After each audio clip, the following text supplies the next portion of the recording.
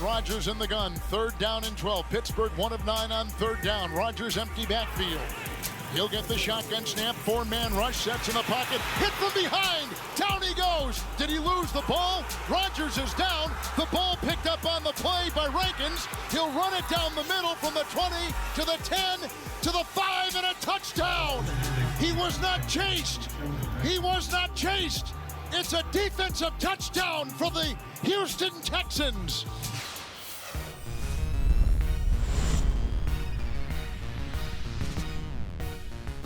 You know, sometimes the flood comes gradually, sometimes the dam breaks. Last night, the dam broke. There we go.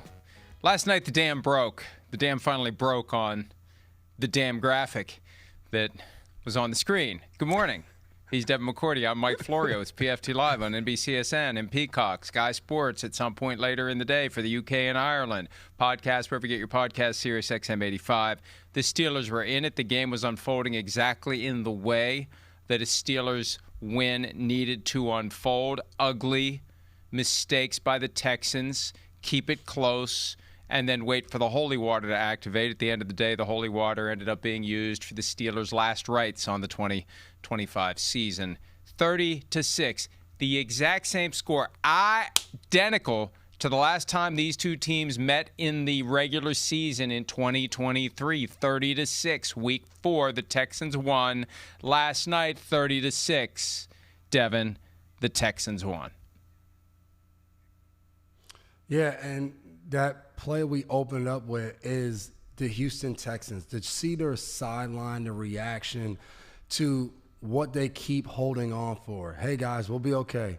The defense is going to make a play. The defense is going to make a play. It goes back to when they had a game against Seattle in Seattle where their offense was really bad. And it was just like, nope, don't worry. The defense will make a play. And Will Anderson Jr. in that game had a sack in the end zone, a fumble. Someone jumped on the ball. And last night, it just, like you said, it felt like, man, Houston's going to blow this. Like, this is a one-point game for most of the game. Then they finally get another field goal in there. And you're like, okay, like, they got a field goal. It's 10-6. Like, Rodgers has one drive in him in this game to go win. And it just felt like that was going to show up at some point. And, again, credit to wearing – usually we talk about an offensive line wearing down a defense. If you stay on the field over time, you're going to just continue to wear on them. You're going to be able to eventually run the ball in the fourth quarter or be able to control a game. It was a reverse of that. I thought Houston's defensive line to start the game, I thought the Steelers stood up to him. It wasn't perfect, but I thought Rodgers had time. He was, coming to the line, deciding what they were going to do. It wasn't pretty, but it wasn't ugly. And I think that's what everyone thought. It could be really ugly for the Pittsburgh offense, and it wasn't. And then eventually it was just like, man, I got to keep blocking this guy over and over. And now we have to throw the ball. And that's where you saw this defensive line show up. And they dominated the end of that game. And for Houston, that's what they're going to hang their hat on going forward. It was a fun watch to see that defense last night. How about this? 408 total net yards for the Texans on 62 plays. No. Not 62, 66 plays. 175 for the Steelers on 56 plays. Average gain for the Texans, 6.2 yards. Average gain for the Steelers, 3.1.